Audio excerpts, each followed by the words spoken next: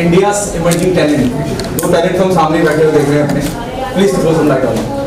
Okay, तो हम दोनों साइला अंजलि है, जैसा कि आप सब लोग जानते हैं, हम डांस दीवाने में आ चुके हैं और हम ये शो जज इसलिए कर रहे हैं क्योंकि ये शो बहुत क्रिएटिव है हमारे लिए, क्योंकि हमने हमेशा से डांस जज करा है, सिंगिंग जज करी है, लेकिन हमने एक साथ बहुत सारे टैलेंट को हम फर्स्ट टाइम जज करेंगे। मतलब ये जो शो है, जो फन किड्स इंडिया का इंडियन इमर्जिंग डांस शो है, तो ये बहुत डिफरेंट है, मतलब कि सारे कॉन्सेप्ट से सबसे डिफरेंट शो ये बनाया गया है। तो हम बहुत खुश थे और बहुत एक्साइटेड थे जज करने के लिए कि क्योंकि यहाँ पे बहुत सारे अलग अलग, मतलब इंडिया का पूरा कल्चर, लाइक सब तरीके के यहाँ पे आर्ट आने वाले हैं, तो हम बहुत अच्छा खुश हो रहे हैं कि आज हमें देखने को मिलेगा। और जैसा कि ये सीजन 2 है, लाइक सीजन 1 इससे पहले जा चुका है और season 2 mic please, sorry mic बंद कर दीजिए, माइक बंद कर दीजिए, माइक बंद कर दीजिए, चलिए कंटिन्यू सर। ओके, साइड कर दीजिए। सो जैसा कि ये सीजन 2 है, हम लोगों ने सीजन 1 भी देखा, तो मतलब सीजन 2 कुछ न्यू होने वाला है, तो हम लोग कुछ ज़्यादा एक्साइटेड थे आने के लिए, देखने के लिए कि क्या होने वाला है इस बार, क्योंकि इस बार 4 कैटेगरीज है अलग अलग, जैसा कि अंजलि ने कहा से। तो और ये शो अभी डिजिटली मतलब जाने वाला है, वो लाइव होने वाला है, तो आप सोच सकते हो कितना अच्छा लगेगा उस टाइम पर, क्योंकि अभी डिजिटल मार्केट ज़्यादा बढ़ रहा है। तो ये मेरे लिए तो बहुत ज़्यादा अच्छा है कि मैं इसको जज कर रहा हूँ और I got the opportunity for it.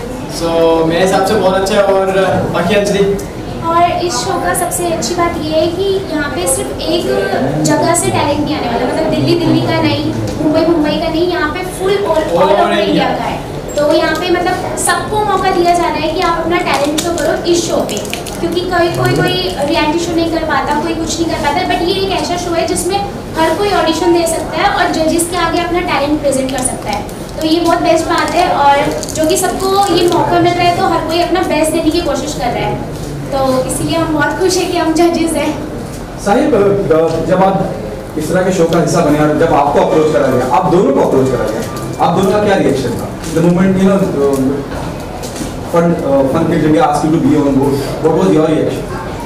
Like हम लोग का रिएक्शन ऐसा था कि मतलब it's very honour to us कि बहुत रेयर चांसेस होता है कि ऐसे शोज को जज करने का मौका मिले, क्योंकि इसमें कैटेगरीज है, मतलब डिफरेंट कैटेगरीज, क्योंकि हम लोग हमेशा सोलो देखते आए हैं, हमेशा लाइक अलग अलग कैटेगरीज रहता है, हर शो में रहता है कि डांसिंग शो है, सिंगिंग शो है, बट इसमें ज़्यादा कैटेगरीज है, लाइक 4 कैटेगरीज दे हैव।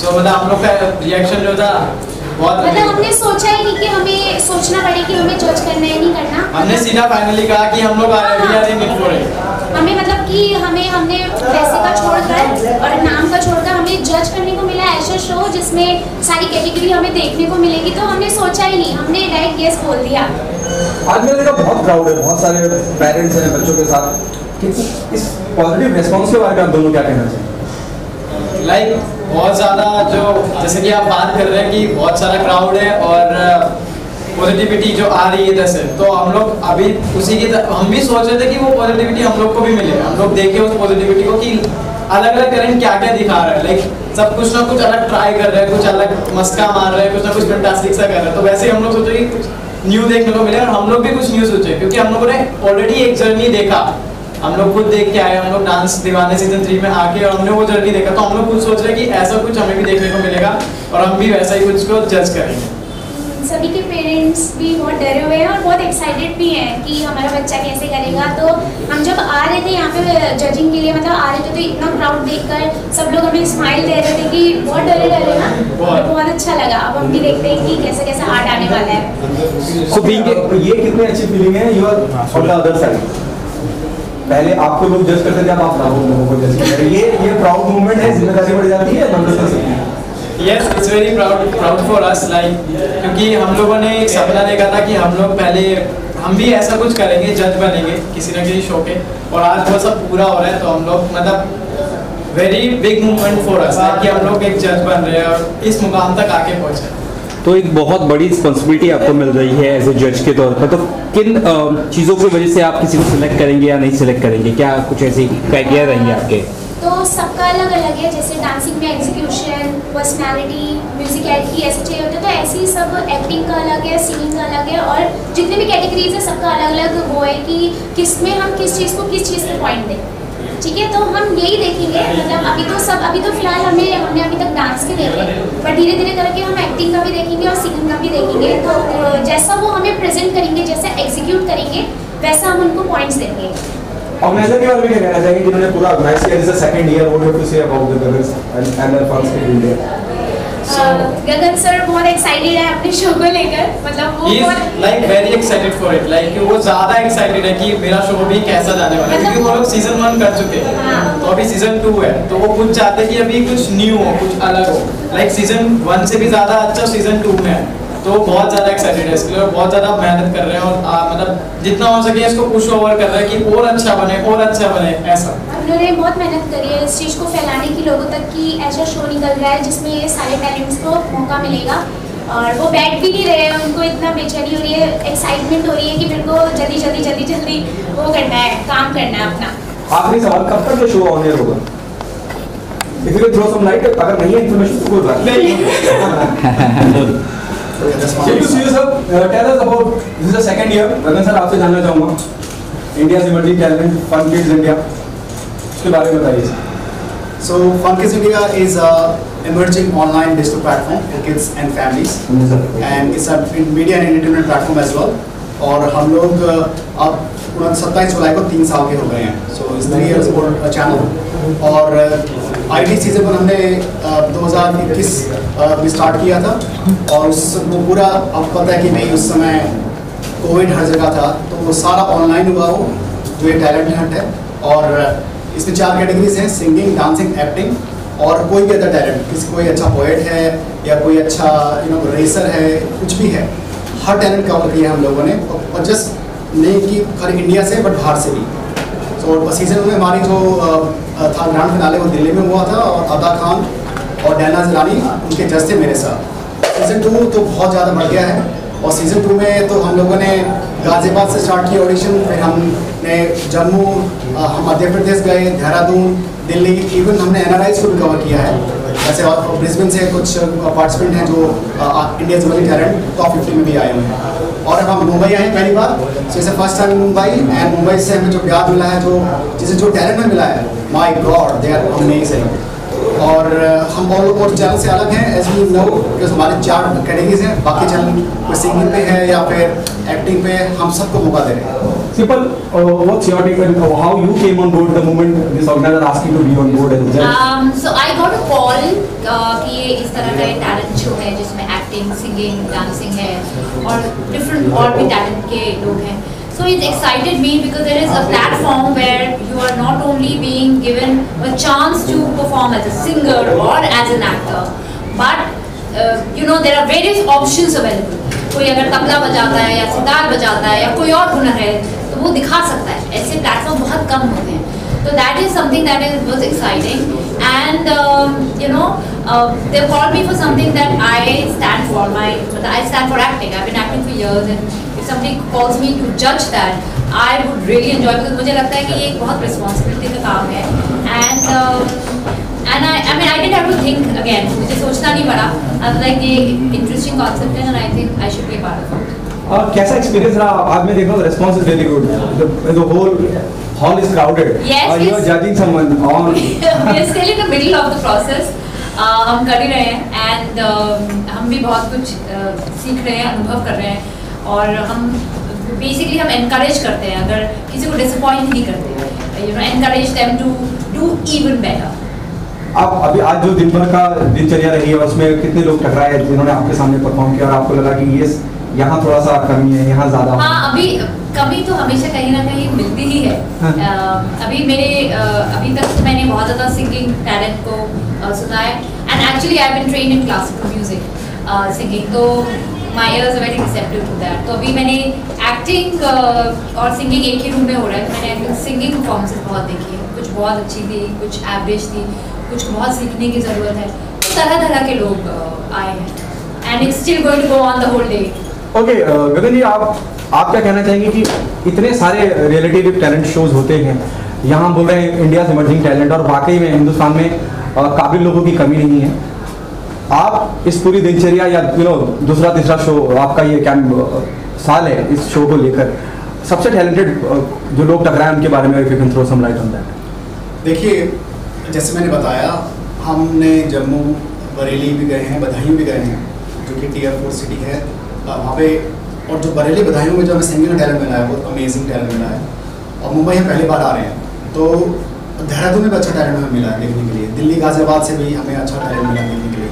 लेकिन सिंगिंग का जो हमने बरेली या बदायूं जैसे छोटे शहरों में जो आवाज़ देखी है वो नहीं है। तो टैलेंट हिंदुस्तान के कोने कोने में है और हमारी जिम्मेदारी बनती है कि उन शहरों तक हम पहुँचे। स्पेशली छोटे शहर, जो आपने बोला ना, छोटे शहर में लोग बहुत कम जाते हैं। बहुत लोग मुंबई तक आ नहीं पाते, हर किसी के पेरेंट्स इनके इतने इनकरेजिंग नहीं होते। तो बहुत अच्छा है कि आप एक्चुअली अलग अलग छोटे छोटे शहरों में जाते हैं और लोगों को मतलब वहाँ से टैलेंट उठा के लाते हैं। That's commendable. बिल्कुल। और जहाँ हम नहीं जा पा रहे हैं वहाँ हमारा ऑप्शन है ऑनलाइन ऑडिशंस का। तो हम ऑनलाइन ऑडिशन भी हमारे किए हैं, जिससे हम लोग इवन आसाम तक बच्चों ने पार्टिसिपेट किया है। Brisbane Australia, UK, US, Berlin, Dubai जैसे जगह से लोगों ने पार्टिसिपेट किया ऑनलाइन। सो हमारा जो मेन है कि सबको मौका मिलना चाहिए।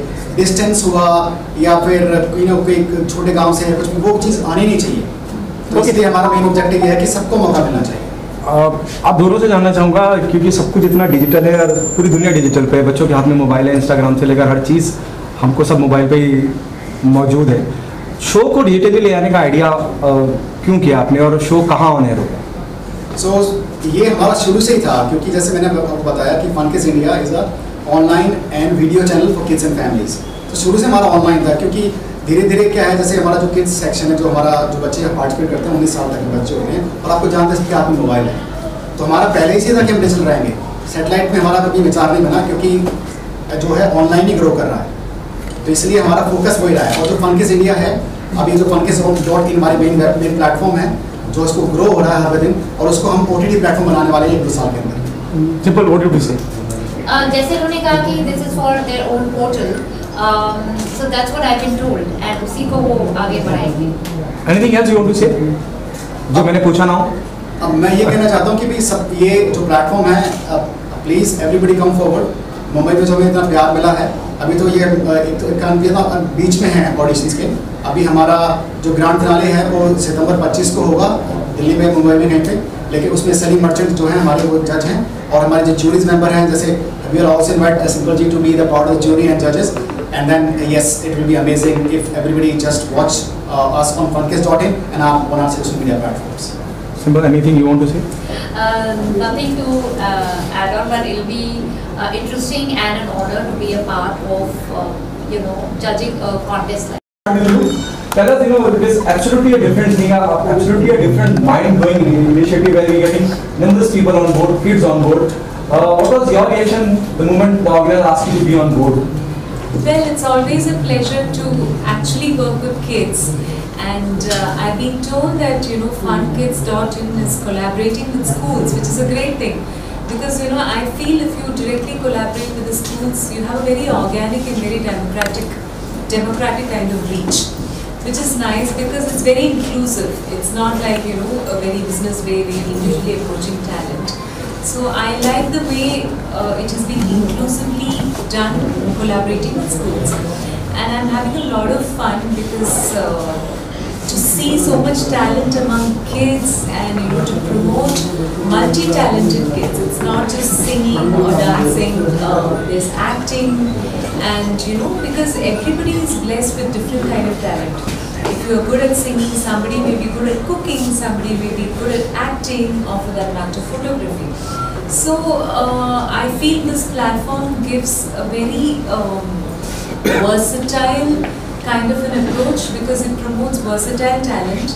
So that way, kids with different potentials are given a really lovely platform and a lot of exposure, which is amazing. And I am privileged and happy to be part of this project, and I'm getting to witness a lot of exuberant talent, to witness kids with all their versatility and all the vibrance and energy, which is really nice, and it's a lot of pleasure to be part of it. गगन जी, सिर्फ talent की बात तो चलिए समझ में आती है, singer आ रहे हैं, एक्टर आ रहे हैं। कई बार ऐसा भी इत्तेफाक हुआ है कि आपने बच्चे आए और मालूम पड़ा कि वो घर के लोगों को नहीं पता था कि वो बच्चा ये काबिलियत रखता है। ऐसा कुछ हुआ है? Have you ever come across somebody like? Well, I I've been part of reality show judging for a long time because I'm from South and I've done a lot of work in the films and South is everywhere nowadays.